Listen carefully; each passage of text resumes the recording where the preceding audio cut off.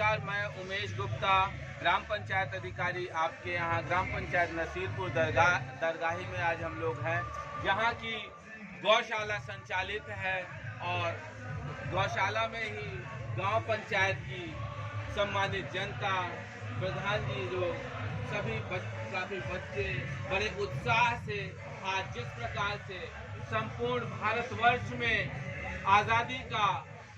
अमृत महोत्सव के रूप में हम लोग इस स्वतंत्रता दिवस को मना रहे हैं। तो सबसे पहले पशु बेजुबान होता है, लेकिन मित्रों भाषा हम और आप भाव एक दूसरे का समझते हैं। तो आज़ादी का जो ये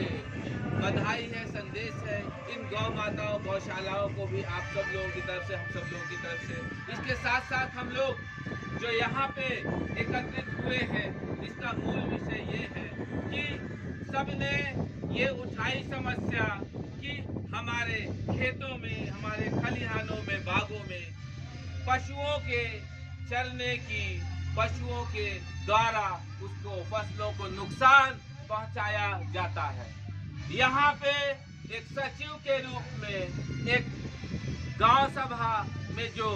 सरकार की योजनाएं हैं, उसका एक माध्यम के रूप में मैं यहाँ आप सभी लोगों की उपस्थिति में सिर्फ एक प्रश्न यहाँ पहले करूंगा कि ये आखिर समस्या है तो ये समस्या किसकी देन है?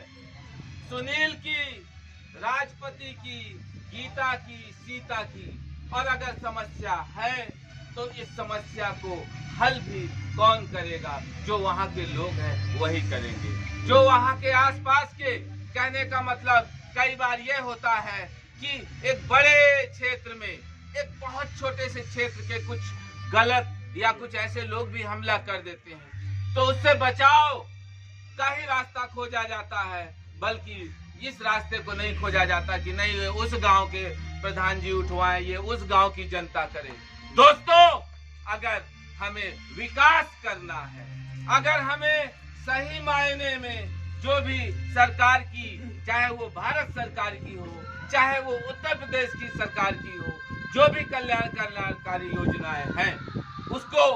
किस रूप में हम उसको क्रियान्वित करें, किस रूप में उसको करें, ये इस पे डिपेंड करता है। अगर हमें कोई जिम्मेदारी दी गई है और अगर हम उसको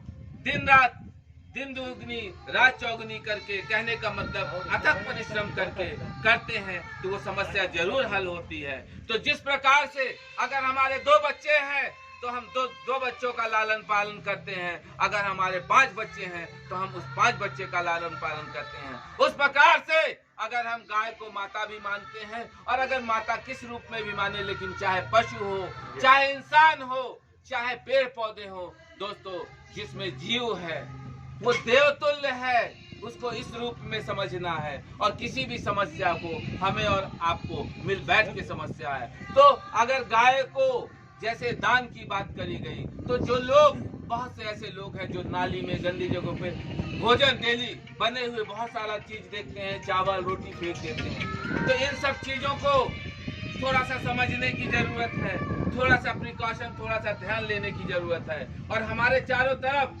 चाहे सफाई की समस्या हो, चाहे गौशाला की समस्या हो, या किसी भी विकास की समस्या हो, अगर हम और आप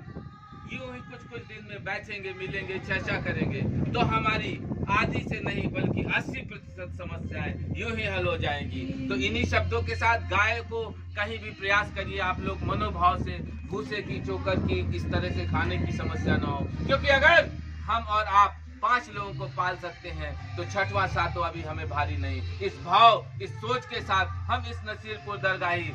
जो यहाँ पे गौशाला है, आप सब लोग इतने बड़े तादाद में उपस्थित रहे और स्वतंत्रता का जो वास्तव में जो हाव भाव है वो आपने यहाँ प्रदर्शित किया, इसके लिए फिर से हम आप सब लोगों को ढेर सारी इसके लिए तहे दिल से वंदना करते, अभिनंदन करते हैं। धन्यवाद।